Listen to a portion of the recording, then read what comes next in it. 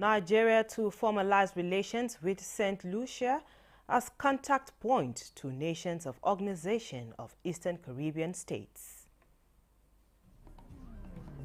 National Assembly backs tertiary institution established by President Tinubu.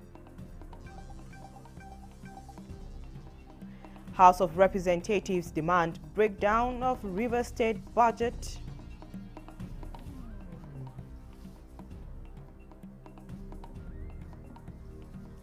And PDP resolves all internal disputes, reaffirms Senator Anyanwu as National Secretary. Question of 30 billion for gunboats and 25 billion for contingency. We know Rivers State has its own peculiarities.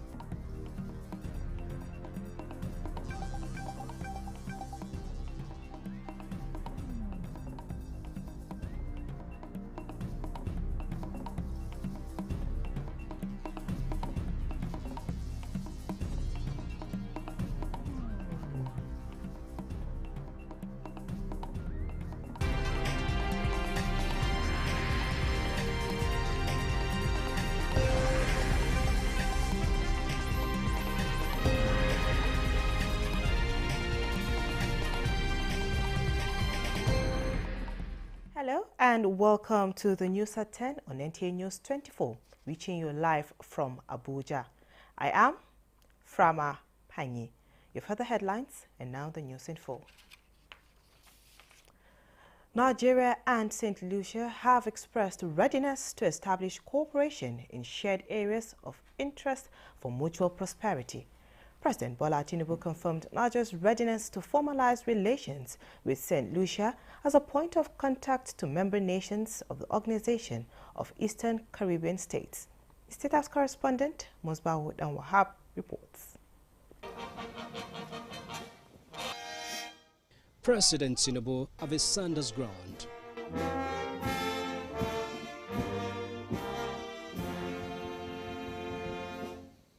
A defining moment imminent, one to herald a new chapter in history for Nigeria and member nations of the Organization of Eastern Caribbean States. Hey, Caro, sir. Good morning.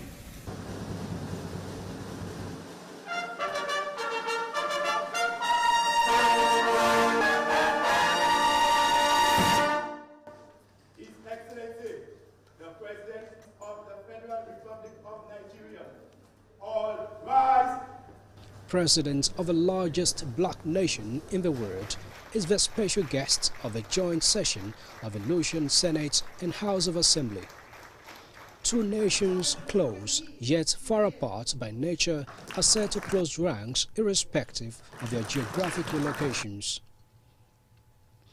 For President Tinubu, in furtherance of a pro-African disposition of Nigeria, its contributions to the unity and development of the black race and the reforms embarked upon by his administration, Nigeria remains committed to strengthening and widening the bond of unity, this time with the Eastern Caribbean nations. We can deepen our understanding and enhance collective resilience. Joint efforts in promoting sustainable agricultural practices and addressing issues such as flooding and drought will also contribute to food security and reduce climate vulnerability in both our regions. Together, we can leverage our respective strengths to attract investments, create jobs, and foster joint ventures that benefit both our peoples. President Tinubu expresses Nigeria's readiness to set the tone with technical aid, full scholarship to students, as well as visa waiver on diplomatic and official passports from St. Lucia and OECS member states. I encourage the integration of Nigeria and OECS cultural awareness of our shared heritage, values, and traditions among future generations. In our drive for greater use of renewable energy, we welcome Nigerian renewable energy companies to bring their technology, expertise, and equipment to support the island's sustainable renewable energy mix. Your country's regulatory and technical experience in the energy sector could help us accelerate the necessary reforms in our infrastructure. President Tinubu continues his engagement in St. Lucia with a meeting behind closed doors with members of the Organization of Eastern Caribbean States. From Sanders Ground, St. Lucia, Musbah and Wahab, NC News. And Nigeria and St. Lucia have taken significant steps to deepen their diplomatic relations during a high-level meeting on the sidelines of President Bola Tinubu's state visit to the Caribbean nation. Nigeria's Minister of Foreign Affairs, Yusuf Tugar, held discussions with St. Lucia's Minister for External Affairs, International Trade, Civilian Aviation and Diaspora Affairs, Alvaro Manos Baptiste, to explore avenues for enhanced cooperation. In a statement by his media aide, Al-Qasim Abdul Qadir, Tugar welcomed the imminent formalization of full diplomatic relations between the two countries. Currently, Nigeria's High Commission in Port of Spain, Trinidad and Tobago, to provide interim diplomatic and consular services for St. Lucia. Tugar proposed a structured partnership between Nigeria's Technical Aid Corps, NTAC, and St. Lucia's Political and Economic Cooperation Development Divisions to facilitate knowledge exchange and capacity building. Additionally, he emphasized the importance of education, advocating for increased scholarship opportunities, academic exchanges, and joint research initiatives to foster stronger people-to-people connections. Tugar highlighted Nigeria's interest in expanding trade and investment with St. Lucia, particularly in sectors such as tourism, renewable energy, ICT, agriculture, and manufacturing. Now, in driving innovation and transformation of President Tinubu's administration in Nigeria's tertiary education, the Senate has sought the input of stakeholders as it gives legal backing to the institutions established. National Assembly correspondent Lami Ali reports that the institutions covering health, education, science and technology are expected to redefine the nation's future in meeting the needs of the 21st century. By the Senate's Committee on Tertiary Education and TETFund, drew stakeholders from across Nigeria's geopolitical zones in support of investment in human capital to transform the country's economic fortunes. President of the Senate, Godswill Akpabio, hailed the foresight of President Tinubu for providing an environment for Nigeria's prosperity using education as a launch pad. These initiatives are not just about constructing new campuses or expanding infrastructure. They are about empowering minds, igniting innovation, and nurturing national unity. In 2 years, we have established more than 150 polytechnic universities and federal colleges of education in this very hollow chamber. The realization that University of Education Special is a tool for making adequate provision for people with disabilities to attain the highest level of education and the need to promote inclusive and equal education access and opportunity for national development. Participants at the hearing agreed that the proposed institutions, which include Federal University of Technology, Yaba, Federal University of Education Special, Oyo, Federal University of Health Sciences, Funtua, Federal University.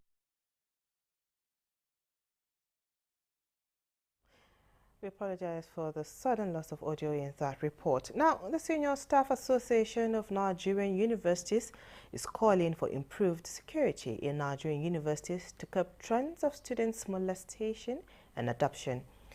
This formed part of a communique issued at the end of the union's National Executive Council meeting held in Kano State, presented by the National President of the Union, Mohammed Ibrahim. Joseph Hossein reports. In June last year, gunmen attacked and abducted some students at the Nasarawa State University, Kefi.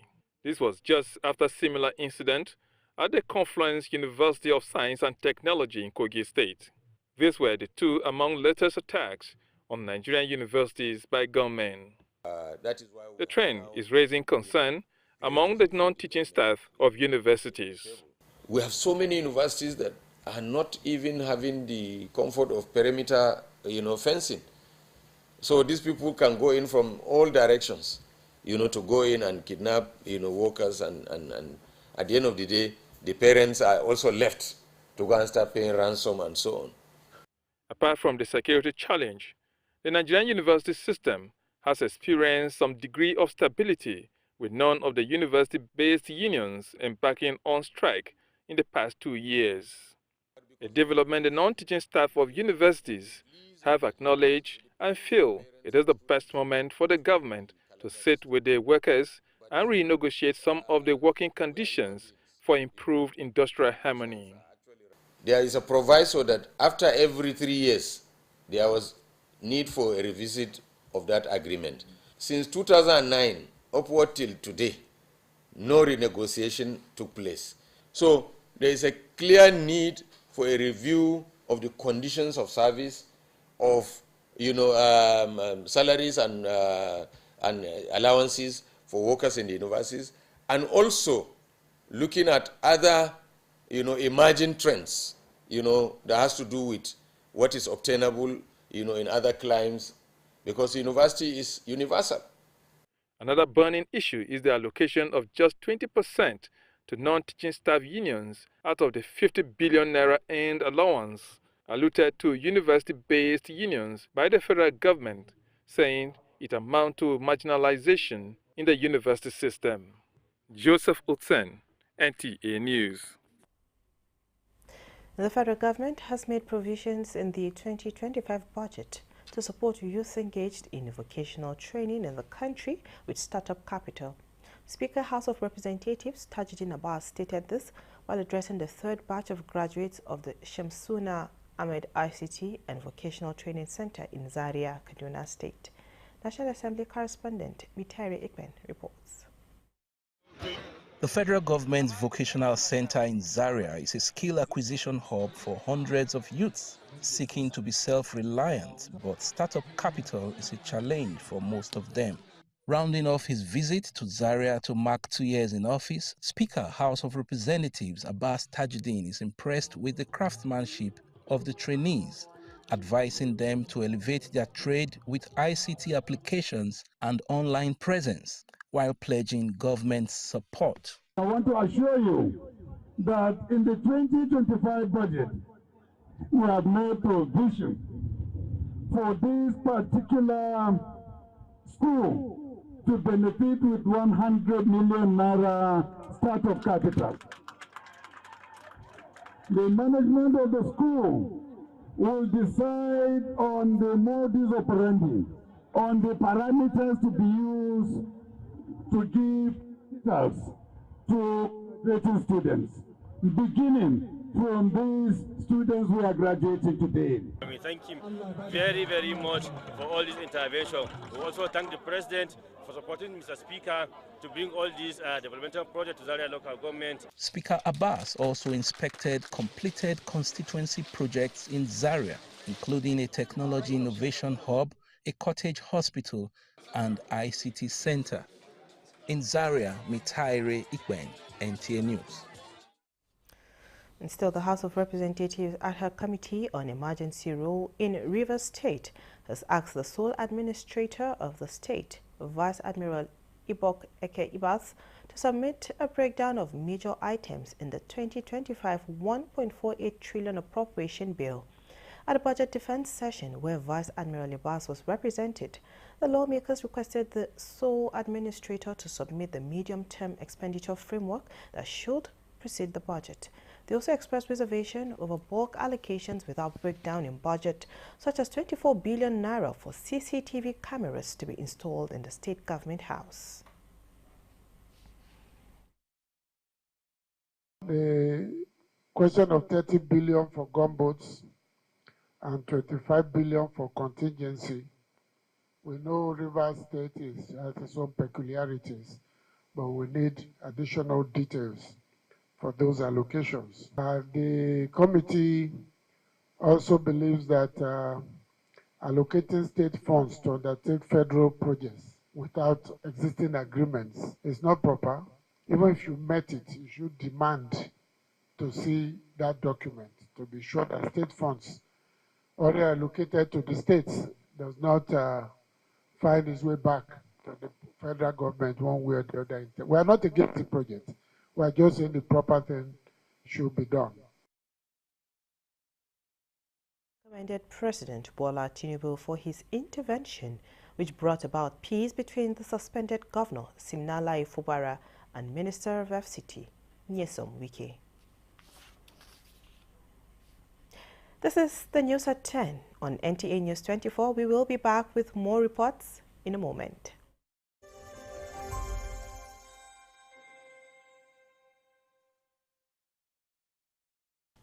I am Oluremi Tinubu, the global and national Stop TB champion.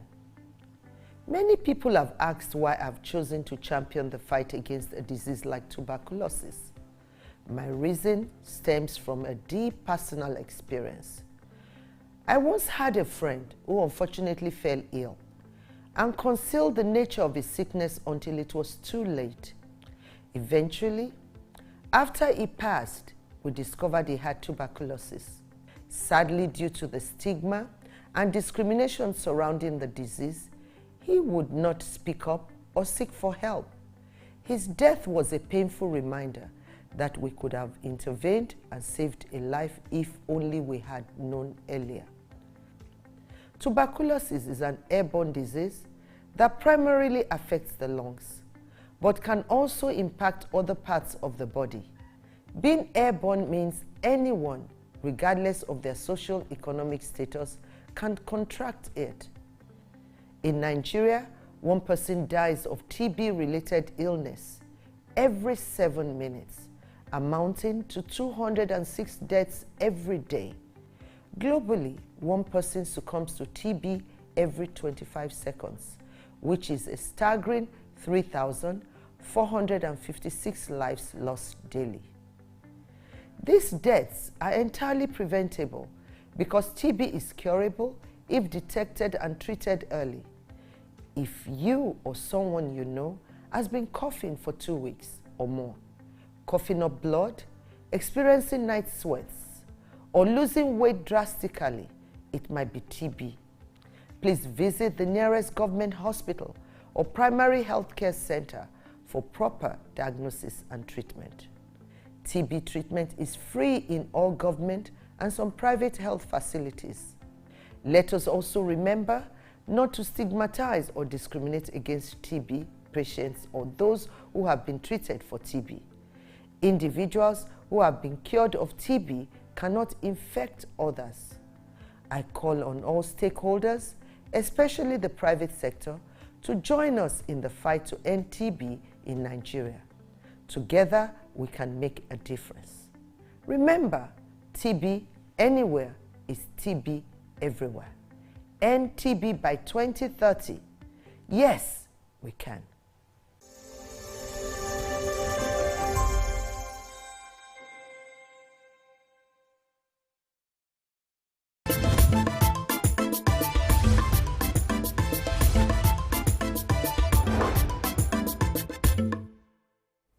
Welcome back.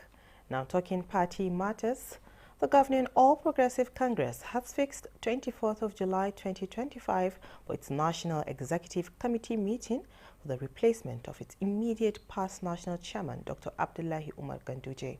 The resolution was reached and made public immediately after its 174th National Working Committee meeting by its Deputy National Secretary, Festus Faulkner. The Deputy National Secretary added that notice for the NEC meeting has already been forwarded to the Independent National Electoral Commission and has held its 100th National Executive Committee meeting as one united family. Timothy Yusuf reports that NEC unanimously agreed that Senator Samuel Anyanwu continues to act as party National Secretary.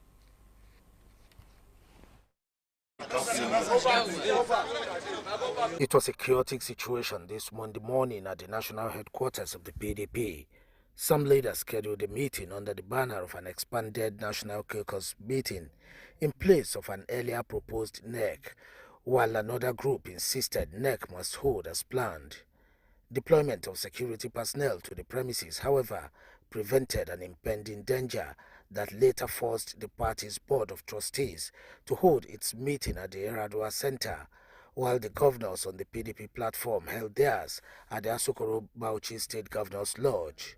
In all, the meeting resolved all of the PDP lingering issues that thereafter culminated into a united meeting with an expanded caucuses from across the country under the banner of a NEC meeting at the national headquarters of the PDP. I will still use the opportunity to call on party faithful to stop arbitrary demarketing of this party. NWC, please don't allow a crack anymore. Chairman of the PDP Governors Forum and Governor of Bauchi State, Senator Bala Mohammed, on behalf of the forum, emphasized that the party's internal dispute resolution mechanism is working. We are all on the same page. No excuse for coalition. No excuse to form any stakeholders meeting other than that of the NWC. The meeting ended with the resolution that another NEC meeting holds on the 23rd of July 2025 to further address the party's upcoming national convention.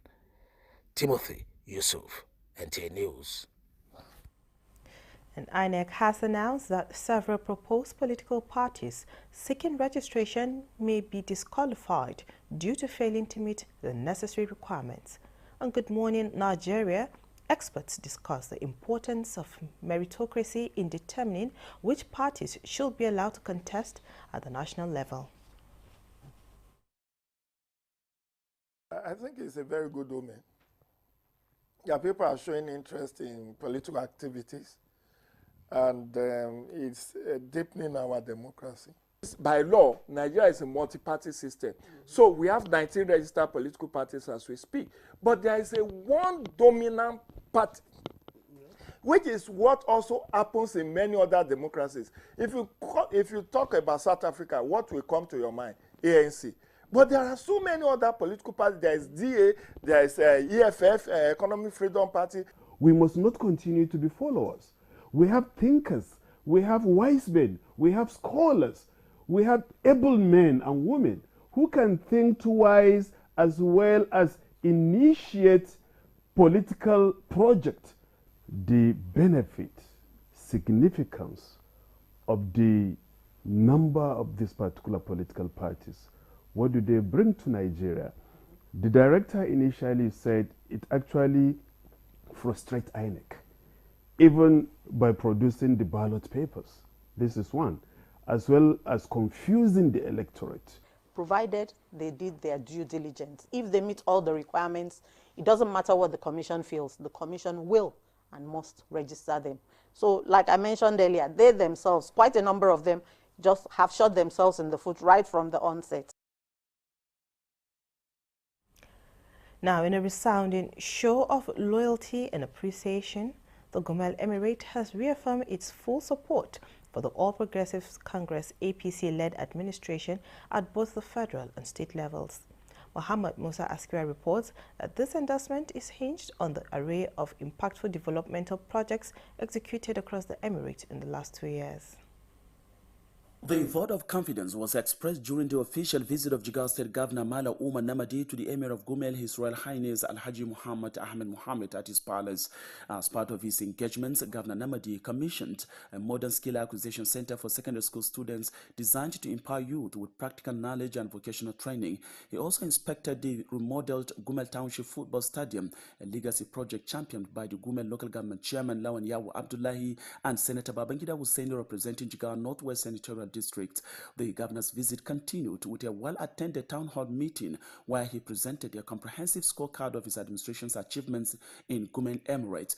Commissioners, heads of MDAs and key government officials detailed milestones in infrastructure, education, healthcare, economic empowerment and youth development. The people of Gumel Emirate in response showered praises on the APC administration under the leadership of President Bola Ahmed Tinubu and Governor Umar Namadi, pledging to reciprocate their developmental strides with unwavering support at the polls in 2027. Notably, Gumel local government boasts a number of high-ranking political figures, including the Deputy Governor Engineer Aminu Usman, the State APC Chairman Alhaji Aminu Sani, and the Chief Press Secretary to the Governor Mala Hamisu Mohammed, among many other political appointees, all of whom have played a pivotal role in advancing the APC's mandate in the area. We came in with our preferred agenda, and we have the people of Jigawa at heart. So, and we have also the cooperation of all the stakeholders in Jigawa. This is to show that the APC government is working hard to ensure that the people, not only in Jigawa state, are being taken care of. And also the people are happy and are also appreciating what both the state and the federal government are doing to them.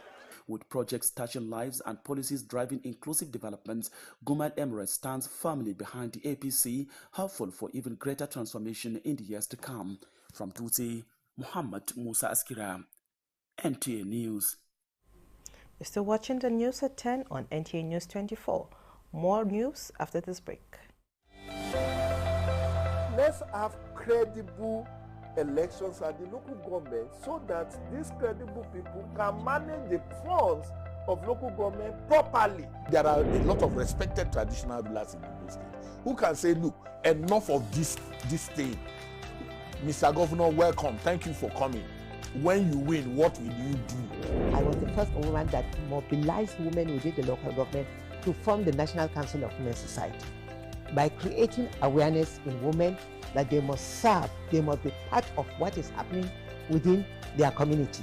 If you stop expenditure on infrastructure, how do you now attract investments? The state governors, the presidency, that the federal government and the local government are all waiting for revenue from crude oil. Every state has something peculiar.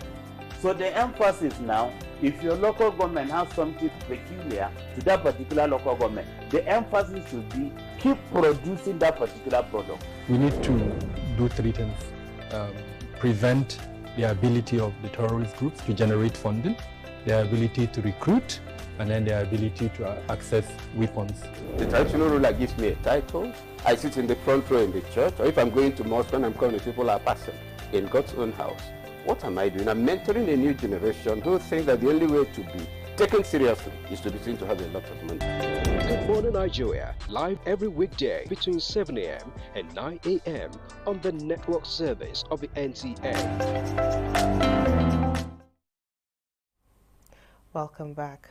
In talking health, the federal government, in adherence to the Basic Healthcare Provision Funds guidelines, has approved the disbursement of more than 32 billion to all designated funding gateways to strengthen ongoing efforts to improve public health outcomes across the country. Coordinating Minister of Health and Social Welfare, Professor Ali Pate, who revealed this while presiding over the 2025 second quarter of the BHCPF committee meeting in Abuja, also emphasized the significance of the recent signing of the tax reform bills into law by President Bola Tinubu, which will mark a strategic step towards reducing Nigeria's reliance on foreign funding for health and other key sectors. Olusheye Adiagbo has details. The Basic Healthcare Provision Fund, BHCPF, represents a strategic initiative by the federal government to strengthen healthcare financing by improving access to affordable healthcare, particularly for vulnerable populations. According to the leadership of the Federal Ministry of Health, recent government interventions, especially the Presidential Initiative for Unlocking the Healthcare Value Chain, PVAC, are already yielding positive outcomes. Just last week, His Excellency signed the tax bill. Nigerians don't think about the implications of those kinds of reforms. When you take out the hydrocarbon subsidy, you create the simplified tax bill. You are increasing government revenue, and it is that government revenue that will finance issues like health, like education and other things. So there's a connection between the bold reforms of the administration with our ability to fund basic services, because good health care is not cheap health care. Countries have to invest in it, and Nigeria is investing in it, and we will do more. The transparency and the inclusiveness is driving more involvement at the subnational level. It's driving more involvement of the civil society organization. and also is ensuring some level of synergy among the various agencies of government that are involved. 32 billion will be disbursed over 6 months, right? So the first quarter of the year, 16 billion, and then the subsequent quarter, another 16 billion. And the goal is very simple, is to ensure that as many facilities, about 8,000 facilities across the country, are able to provide access, ensure that people have access to quality services. The Ministerial Oversight Committee of the BHCPF convened to provide leadership across the 4 implementation gateways, conducting a comprehensive review of the program's coverage and identifying existing gaps. The goal is that by 2030, 70% of all essential healthcare medicines, products, commodities in Nigeria will be produced locally in Nigeria. A lot of the evidence-based reports that we got, and for us in the CSO, we need that to use it as a tracking tool to see how health is improving for Nigerians across board. Key players involved in the implementation of the BHCPF have unanimously commended the systems put in place to ensure transparency and accountability. In Abuja, Olusheye Adiagbo, NTA News. Now, the presidency has described the initiative by Dangote Petroleum Refinery to invest more than 720 billion naira to implement its landmark initiative of deploying 4,000 compressed natural gas CNG-powered trucks for nationwide distribution of petroleum products, expected to save Nigerians over 1.7 trillion annually, as commendable. Commercial coordinator of the Presidential Compressed Natural Gas Initiative, Tosin Koka, praised the move as a strong vote of confidence in Nigeria's gas-fueled future. The Independent Petroleum Marketers Association of Nigeria, IPMAN, also commended the development, calling it a timely resolution to long-standing challenges in the downstream sector. IPMAN's National Public Secretary, Chinedu Ukadike, stated that the new model will significantly reduce logistic burdens for independent marketers by delivering more affordable fuel directly to filling stations. Development economics Professor Ken Ife, CEO, Financial Derivatives Company, Bismarck Ruwen, and energy experts and co-founder of Dairy Hills, Kelvin Emmanuel, are quite convinced that this noble decision by Dangote Petroleum Refinery will bring a positive rebirth to the sector. The refinery, in a statement, says it aims to meet Nigeria's daily consumption of 65 million litres of refined petroleum products, of 45 million litres of premium motor spirit, and 15 million litres of diesel, and 5 million litres of aviation fuel. 50 ladies in Edo State are in the process of joining the League of Nigerian Women, carving a niche for themselves in the nation's automotive industry. The National Automotive Design and Development Council has collaborated with Edo State Government and First Lady Mechanic Initiative to facilitate CNG conversion training for ladies in the state. Jude Abugu was at the official launch of the training in Benin City and now reports. To CNG, which serves as a cost-saving, efficient and cleaner energy alternative for Nigerians, has created an urgent need for more CNG conversion technicians in the country.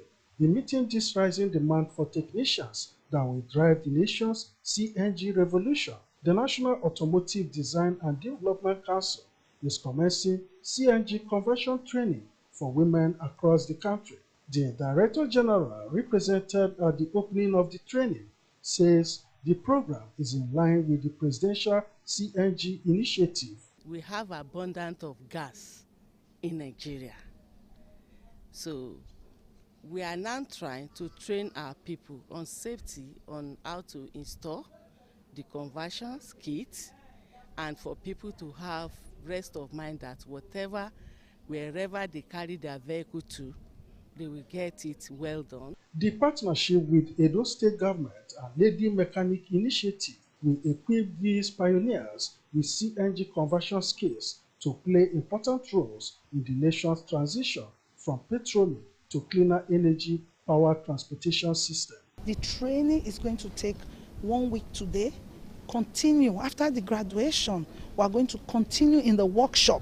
Of course, we all know the saying that says what a man can do, a woman can do better, and it should be evident, and it will be evident through me. The initiative is also intended to take young ladies out of the streets and reduce social vices by making them self-reliant and self-employed in a male-dominated field. In Benin, Jude Abugu, NTA News. The federal government has unveiled the new National Energy Master Plan to sub-nationals, tasking state governments to increase investment in the electricity sector so as to improve access and achieve energy efficiency. In a statement by the Energy Commission of Nigeria, ECN, Kogi State government indicates interest to leverage the new policy document to catalyze investment in the power sector. The new National Energy Master Plan provides, among others, a framework for the implementation of solar program across the country in order for Nigeria to achieve the 30,000 megawatts power generation from off-grid renewable sources and the adoption of electric vehicle as alternative to fossil fuel. The visit by the Governor of Kogi State, Ahmed Usman Ododo, to ECN, the Commission Director General Dr. Mustafa Abdullahi says demonstrates commitment to deepen partnership for broader implementation of the new National Energy Master Plan. And the newly appointed National Chairman of the Nigerian Legion, Morenike Grace Henry, has promised to strengthen engagement with federal government veterans and civil society in pursuit of the establishment of the Ministry of Veterans Affairs. She disclosed this at the handover ceremony held in Abuja, where she pledged to prioritize the welfare of veterans and families of fallen heroes. Morenike Henry assured Nigerian veterans that her tenure will work towards unity of all veteran groups through the Federation framework.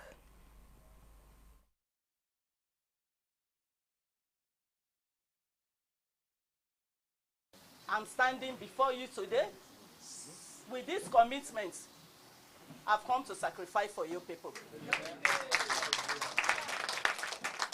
I've come to serve you people. I've come to take you to international level. I've come to collect what belongs to you for you.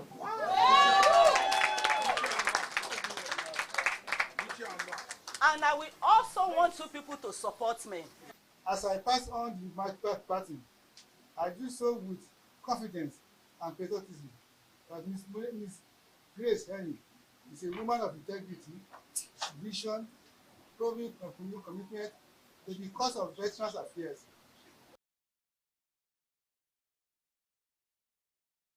Over from the former acting national chairman, Major Vincent Abiola, making her the first woman in the nation's history to lead the veteran organization. Before the appointment, Morenike Henry, a military veteran and founder of the Female Military Veteran Association, served as the Director of Corporate Affairs at National Headquarters of the Nigerian Legion. And Islamic scholars from northern Nigeria are advocating for non-kinetic solutions to the region's insecurity challenges. The scholars, during an engagement with traditional rulers, including the Emir of Birnin Gwari, cited the Kaduna State model where such approaches contributed to improved security as a successful example worth replicating across the country. Muhammad Umar Ajingi reports. Islamic scholars from across northern Nigeria came together with words of wisdom and the will to help restore peace in the region. These scholars believe military force alone cannot win the battle, but non-kinetic approach of religious guidance can help resolve the problem. No doubt about it, in Birnin Gwari, this sulhu has worked. And as we could remember in Al-Quran, Allah said that sulhu is the most important, the most beautiful thing. Allah has created one single soul, and we should try to live together. This model is working, and he asked me to call on his colleagues to join suit so that our zone and the country at large will, inshallah, be a peaceful atmosphere. The religious leaders say community leaders play a critical role in shaping public behavior, as well as sermons by Islamic scholars. Grassroots advocacy can also help in discouraging criminal activities, especially among the youths. security is not only the work of the security agencies, either the military or the DSS or the police. Security is the responsibility of every Nigerian.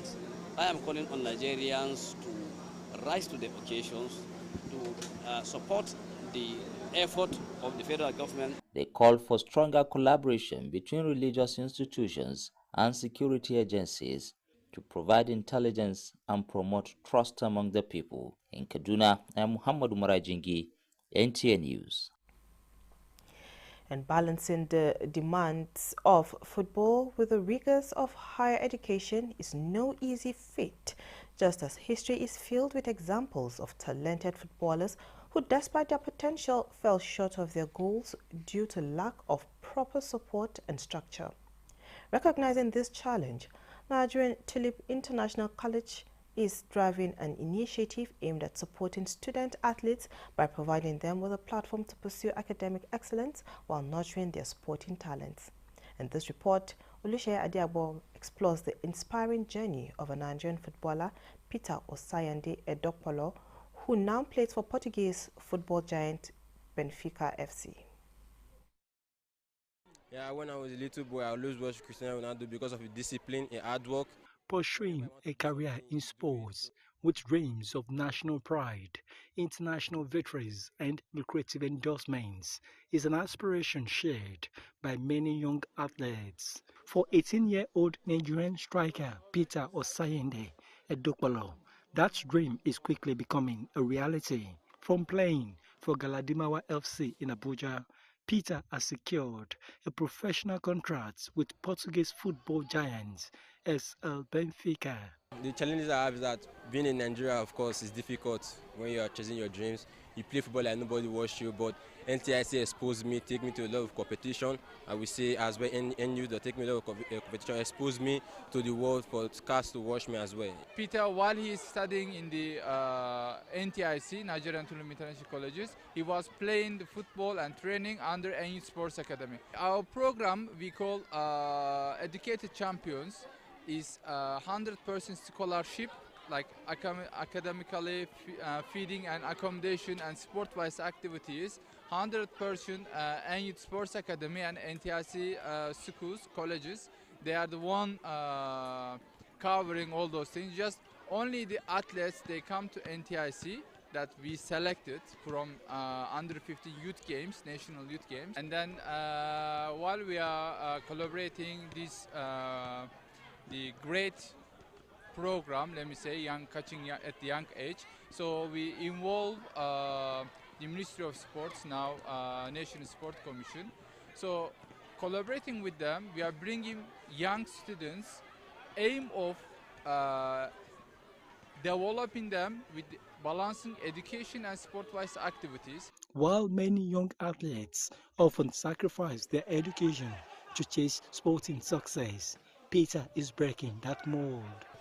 NTIC gave me the right environment for learning. They give me more than education and the encouragement, the discipline they give me to pursue my dream, not only football, as well as education. Sport can put me somewhere, but education will take me from there. Peter's story is one of the many made possible by the support of the Nigerian Tulip International Colleges, NTIC.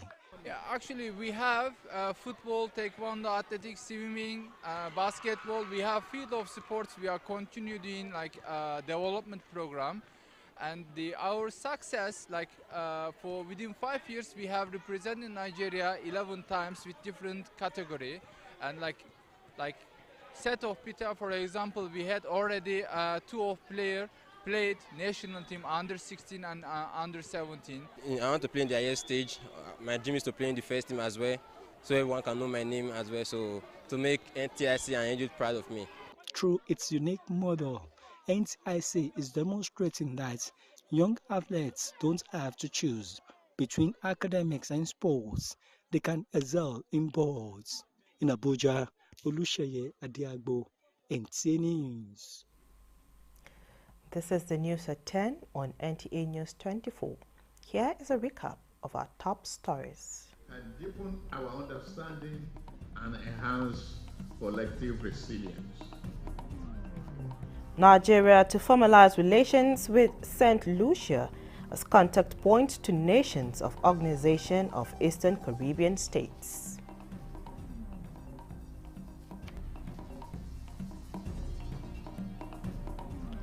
The National Assembly backs tertiary institutions established by President Tinubu.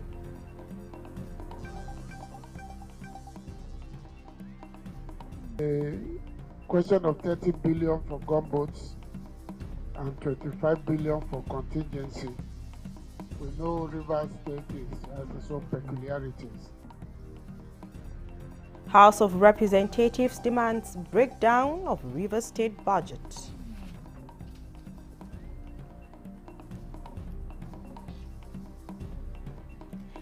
PDP resolves all internal disputes, reaffirms Senator Anyanwu as National Secretary.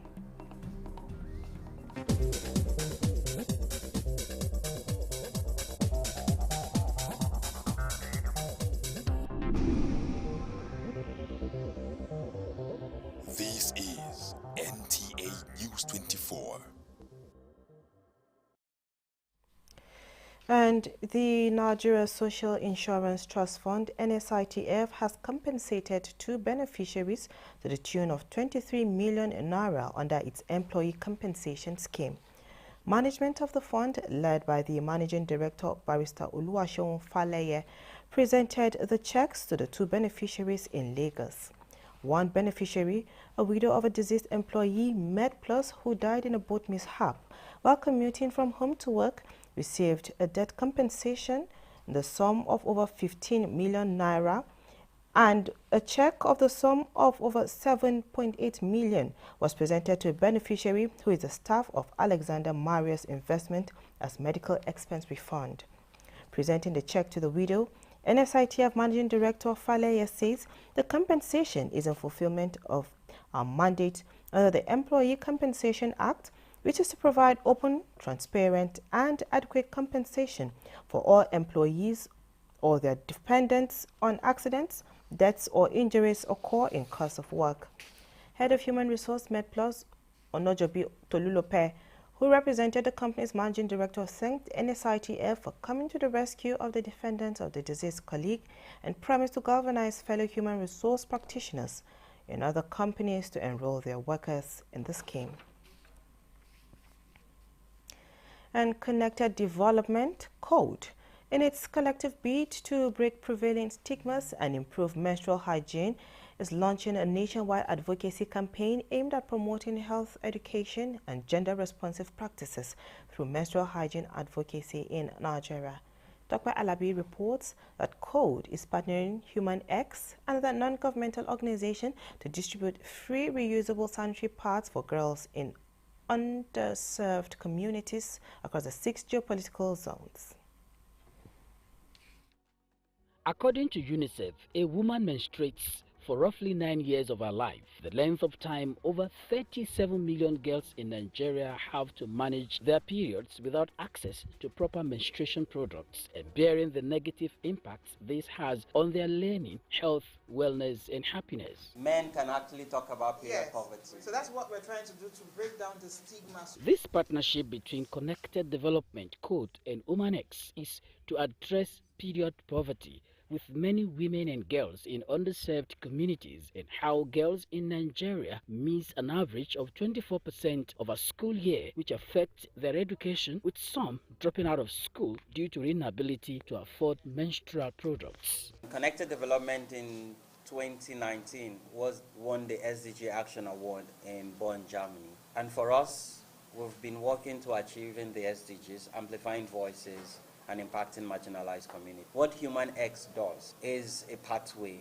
to achieving the SDGs. Disposable pads, you know how expensive they are. We are starting from 3,000 all up to 8,000, depending on the brand that you're using. And then that begs, to ask, how do females in the rural areas menstruate? The initiative is to distribute free reusable sanitary pads for girls in underserved communities to curb the risks poor menstrual hygiene pose to physical health risks linked to reproductive and urinary tract infections. not just sensitizing on how to use the reusable pads, but also telling them how to handle their stress, either maybe before the periods come. We are grateful for the new tax reform that has taken off VAT off sanitary products. Really grateful for that. Out of everything in the new reform, that really held my heart.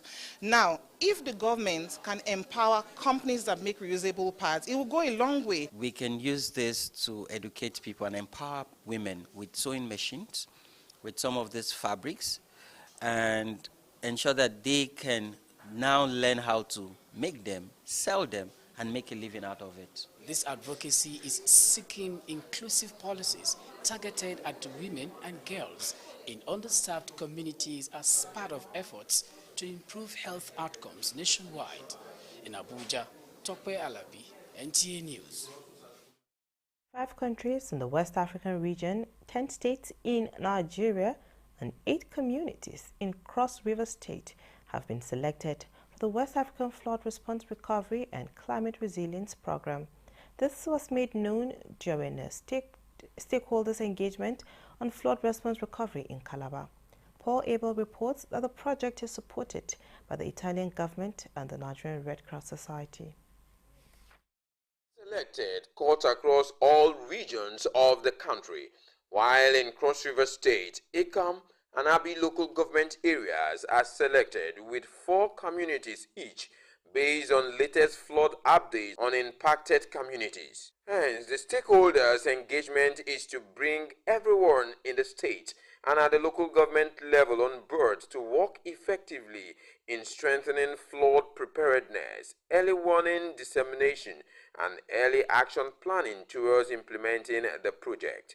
They speak on key outcomes of the intervention. One of the key outcomes we are looking forward for was to scale and sustain a provision of immediate life-saving humanitarian support in situation of flood disaster, and then provide things like support for the community to restore and improve access to water, sanitation, among many other things. The communities actually selected Okalampas, Okuni, Ntasele, and Agbaragba. Stakeholders partook in various group work, mapping key partners, channels of information dissemination, potential risk, and action, among others. Stakeholders are expected to be part of the entire process, which also seeks recovery and support of livelihood services, production to access, strengthening resilience of flood-prone communities. In Calabar, Paul Abel, NTA News. And that concludes the news at 10 on News 24. Thanks for watching. I am Frama Panyi.